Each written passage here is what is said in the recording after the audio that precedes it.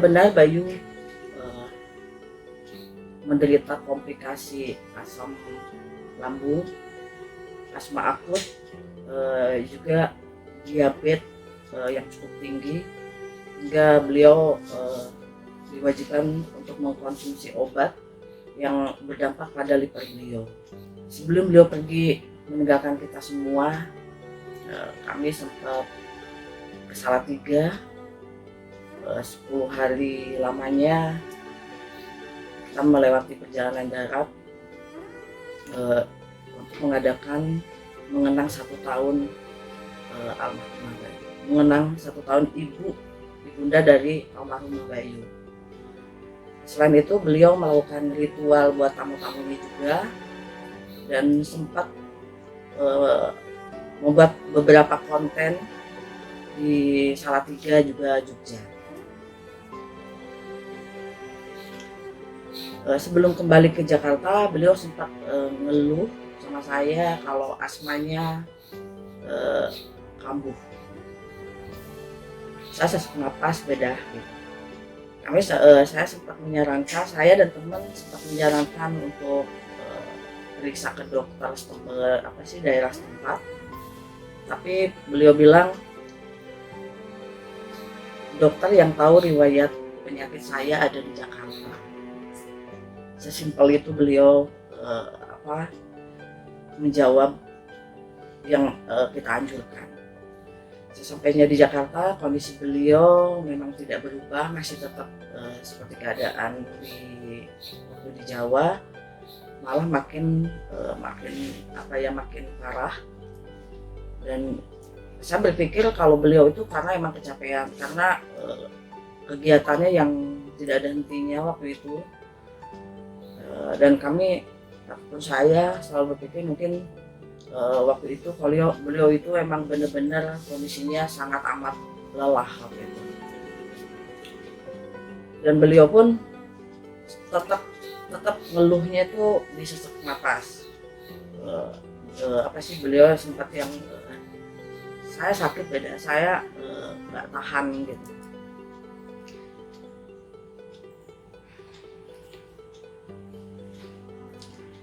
Dan waktu itu waktu setibanya di Jakarta, saya sempat dikasih tugas juga keluar kota, dan kita nggak putus komunikasi. Kita tetap untuk menyarankan almarhumah untuk ke rumah sakit, tapi beliau lagi-lagi bilang nunggu saya pulang dari luar kota. Begitu sampai di Jakarta, karena beliau sebelumnya udah menanyakan alat uap yang biasa saya kasih, dan saya sampai di Jakarta saya langsung kasih uap, tapi ternyata tidak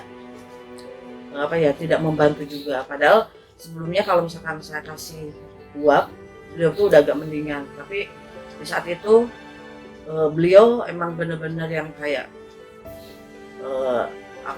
udah kayak bener-bener kesakitan banget gitu. Semua usaha udah saya lakukan pada saat itu, sampai akhirnya mungkin beliau itu ada konsultasi dengan dokter yang biasa nangani beliau, dan siang itu beliau langsung ajakan saya untuk ke rumah sakit itu langsung diiyakan. Dan akhirnya waktu itu saya langsung bawa ke rumah sakit, dan saya langsung bawa ke IGD waktu itu. Karena kondisi di rumah sakit tersebut penuh karena banyaknya pasien COVID di rumah sakit tersebut, akhirnya kami menunggu untuk antrian pada saat itu sampai pukul 1 dini hari. Kami belum dapat antrian, dan saya pribadi sempat yang marah banget karena lihat kondisi ponakan saya saat itu benar-benar membutuhkan pertolongan gitu. Setelah saya marah di rumah sakit tersebut, akhirnya salah satu dokter jaga dan perawat di situ menyarankan untuk tes semuanya, cek sampai rongsen dan lain sebagainya. Dan sebelum kita mendapatkan hasil itu kita karena Mbak Yu emang bener-bener udah capek waktu itu, Mbak Yu dia tetap kekeh minta ke dokter itu untuk pulang karena memang kondisinya waktu itu memang sangat amat lelah banget, mungkin beliau pengen istirahat gitu. Sampai di rumah malam itu beliau sempat minta dimandikan karena emang seperti biasa, jadi kebiasaan beliau kalau dari mana-mana pasti mau semalam apapun beliau selalu mandi.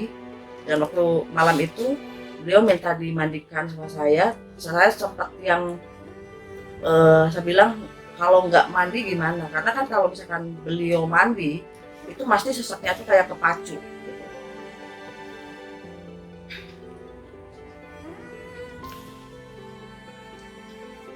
Setelah saya mandikan, setelah naik ke tempat tidur, beliau berpesan sama saya kalau jangan jauh-jauh dari saya gitu. Jadi saya nggak boleh terlalu jauh jaraknya dari beliau karena mungkin beliau entah itu mungkin udah emang bener-bener sangat sakit banget di saat itu. Dan entah jam berapa waktu itu baru juga saya mau rebahan, beliau kayak agak teriak manggil saya dan saya samperin. Beliau bilang beda itu di luar banyak orang. Saya bilang itu mungkin perasaan kamu Is gitu loh, karena saya manggil beliau itu Is. Keesokan harinya tidak banyak perubahan, malah makin memburuk. Beliau lagi-lagi dan lagi bilang saya tidak tahan lagi, saya sakit bedah gitu. Tapi semangat beliau untuk melawan penyakitnya itu benar-benar luar biasa. Karena dan saya pun selalu berharap, dan karena di kehidupan beliau itu terlalu banyak keajaiban. Separah apapun beliau sakit, Allah selalu memberikan kesembuhan. Jadi di saat itu saya masih ada harapan dan masih berharap sama yang di atas untuk menyembuhkan penyakit ponakan saya. Dan saya bilang Is, kamu harus kuat, kamu bisa. Tapi dia cuma ngelirik aja.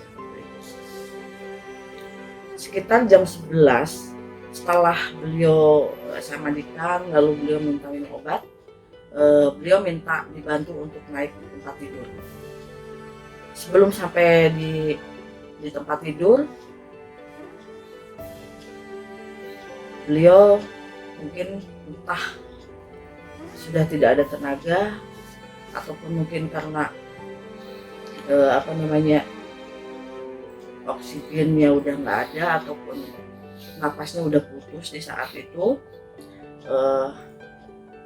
Jadi beliau itu langsung kayak yang meremata dan pingsan. Saya sempat yang telepon ke orang-orang terdekat yang saya berpikir bisa membantu untuk membawa beliau ke rumah sakit, tapi saya berulang-ulang telepon itu tidak ada yang kunjung datang. Sampai akhirnya saya minta bantuan keluar rumah, dan kompleks tempat pun cuman bilang nunggu ambulan bantuan dari kompleks tempat datang. Saya sampai mondar-mandir, saya bingung waktu itu karena kebetulan saya di rumah juga cuma bertiga. Kebetulan yang di rumah juga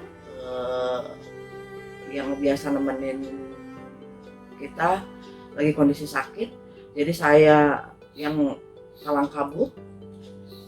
Saya sempat telepon keluarga, saya sempat telepon teman-teman yang mungkin di saat itu bisa membantu, tapi akhirnya juga nihil. Akhirnya datang ambulan yang dari kompleks tempat, dicek saturasi oksigen itu juga udah nggak ada. Saya sempat telepon ke ambulan yang ada di rumah sakit terdekat, tapi semuanya penuh. Dan akhirnya saya benar-benar pasrah waktu itu. Saya sempat masih napas buatan juga dan nggak bisa juga, dan hingga pada jam 11:45 pada Indonesia, waktu Indonesia bagian Barat, tanggal 1 Juli 2021, beliau pergi.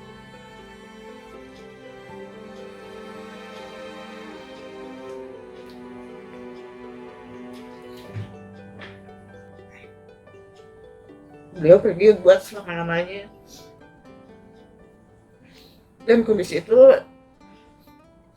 saya pastikan kembali, saya bawa ke rumah sakit terdekat bahwa beliau memang sudah meninggal dunia. Jadi untuk pemberitaan yang di luar sana yang mengatakan beliau itu jatuh atau beliau itu kena COVID, semuanya tidak benar. Jadi saya tegaskan kembali di sini bahwa Mbak Yu tidak jatuh, beliau meninggal karena kehabisan oksigen karena asmanya. Jadi untuk berita yang beredar di luaran itu sepenuhnya tidak benar. Sampai saat ini kita keluarga, terutama saya yang waktu meninggal ada bersama beliau. Seandainya waktu itu saya mendapatkan bantuan, mungkin keponakan saya masih berada di tengah-tengah kita. Tapi Allah lebih sayang sama beliau. Saya sudah maksimal untuk bantu beliau.